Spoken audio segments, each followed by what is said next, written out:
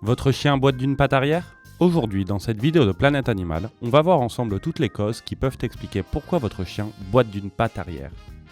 Bonne vidéo les amis!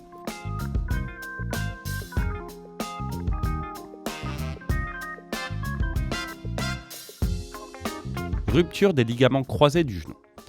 Dans cette pathologie, la boiterie apparaît soudainement. Vous constaterez que votre chien fait quelques pas, mais que, soudainement, sa patte arrière se rétracte. Et vous verrez également que son joug est assez chaud et gonflé. Tout cela peut indiquer une rupture des ligaments croisés du genou. Ce problème est plus fréquent chez certaines races que chez d'autres. Par exemple, chez les chiens toy aux pattes courtes comme le Jack Russell, cette pathologie est assez fréquente, surtout s'ils sont en surpoids.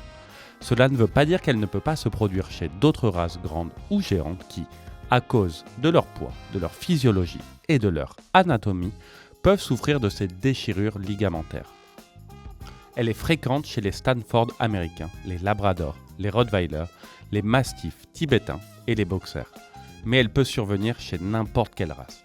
Si vous remarquez que votre chien boite de la patte arrière et qu'il a une gêne au niveau du genou, vous devez le laisser se reposer le plus possible afin d'éviter une rupture complète.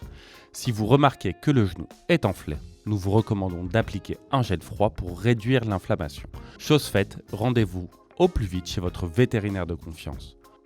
Luxation de la rotule. Dans ce cas, les symptômes sont très caractéristiques. Ce que vous remarquerez, c'est que votre chien, en marchant, fera des petits sauts avec sa patte arrière et il la ramènera sur lui jusqu'à ce qu'il recommence soudainement à marcher normalement, comme si rien ne s'était passé. En effet, lorsque la rotule n'est pas en place, le chien fait des petits sauts pour la remettre. La luxation de la rotule peut être congénitale ou traumatique. Si elle est congénitale, le chien en souffre depuis sa naissance. Elle est plus fréquente chez les races très petites ou très grandes. Les luxations de la rotule ont différents grades, allant du grade 1 au grade 6.